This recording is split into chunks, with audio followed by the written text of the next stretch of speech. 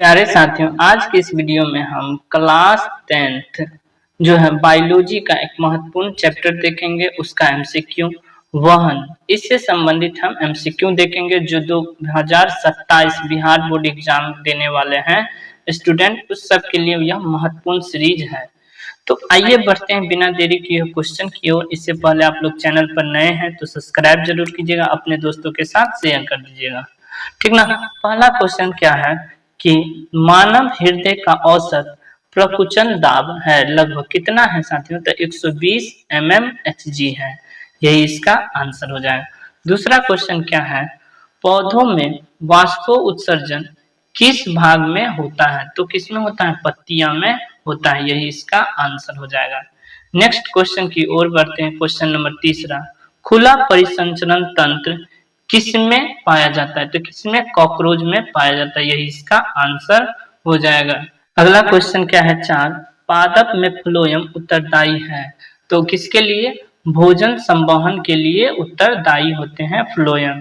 Next question है 5, रक्त का थक्का बनाने में सहायक होता है, कौन सहायक होता है? तो रक्त बिंबाणु इसका सही आंसर हो जाएगा। नेक्स्ट क्वेश्चन क्या है, एक कोशिकीय शैवाल में जल का परिवहन डट द्वारा होता है, किसके द्वारा जल का परिवहन होता है? तो विसरण इसका सही आंसर हो जाएगा। नेक्स्ट क्वेश्चन की ओर बढ़ते हैं। अगला क्वेश्चन क्या है, पादप में जाइलम उत्तरदायी होते हैं, जौ से जाइलम और जौ से जल, यही जल का जो है वहन जो है उत्तरदायी है। नेक्स्ट क्वेश्चन की ओर बढ़ते हैं। क्वेश्चन नंबर 8 क्या है साथियों, पत्तियों में गैसों का आदान प्रदान कहाँ होता है? तो कहाँ होता है साथियों? तो रंध्र में होता है, यही इसका आंसर हो जाएगा।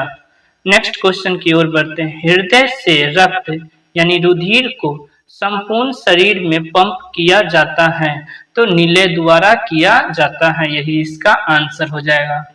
नेक्स्ट क्वेश्चन की ओर बढ़ते हैं। अगला क्वेश्चन क्या है, रक्त का कौन से अवयव घायल स्थान को रक्त स्राव के मार्ग को रक्त का थक्का बनाकर अवरुद्ध करता है, यानी कि रक्त का थक्का जो है बनाने के लिए कौन सहायक होता है? प्लेटलेट इसका सही आंसर हो जाएगा, जिसे रक्त बिंबाणु कहते हैं।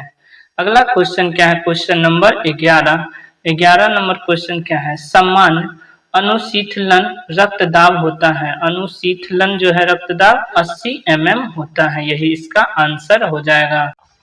क्वेश्चन नंबर 12 क्या है, रुधिर का कौन सा अवयव रक्त स्राव को रोकने में मदद करता है? तो क्या हो जाएगा इसका सही आंसर? प्लेटलेट इसका सही आंसर हो जाएगा। नेक्स्ट क्वेश्चन क्या है? 13, स्टोमाटा के खुलने और बंद होने की क्रिया को कौन नियंत्रित करता है? तो कौन नियंत्रित करता है? द्वार कोशिका नियंत्रित करता है, यही इसका आंसर हो जाएगा। नेक्स्ट क्वेश्चन क्या है, निम्न में सबसे तेज धड़कन किसका होता है? तो चूहा का होता है, यही इसका आंसर हो जाएगा। क्वेश्चन नंबर 15 क्या है, फ्लोएम उत्तकों द्वारा कार्बोहाइड्रेट का परिवहन होता है, तो किसमें होता है? सुक्रोज के रूप में होता है, यही इसका आंसर हो जाएगा। नेक्स्ट क्वेश्चन 16 क्या है, चालनी नलिकाएं पाई जाती है, कहाँ पाई जाती है साथियों? तो यह जो है फ्लोएम में पाई जाती है, यही इसका आंसर हो जाएगा। नेक्स्ट क्वेश्चन की ओर बढ़ते हैं। आरबीसी की जीवन अवधि होती है, कितना दिन होता है आरबीसी? 120 दिन तक जीवित रह सकते हैं। नेक्स्ट क्वेश्चन की ओर क्या है? अगला क्वेश्चन 18, निम्नलिखित में कौन सा संवहन उत्तक है? तो क्या हो जाएगा? जाइलम भी संवहन है और फ्लोएम, यह दोनों इसका सही आंसर हो जाएगा। नेक्स्ट क्वेश्चन की ओर बढ़ते हैं। क्वेश्चन नंबर 19 क्या है, रक्त क्या है? तो रक्त क्या है साथियों? यह एक तरल संयोजी उत्तक है, यानी यह इसका आंसर हो जाएगा उत्तक। अगला क्वेश्चन क्या है? 20, मानव हृदय घिरा हुआ है किससे? तो पेरिकार्डियम से घिरा हुआ है, यही इसका आंसर हो जाएगा।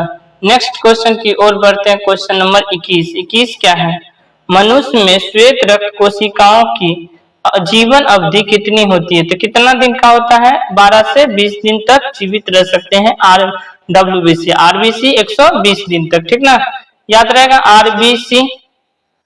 अगला क्वेश्चन क्या है? क्वेश्चन नंबर 22, किस जीव में हीमोग्लोबिन नहीं होता है? तो किसमें?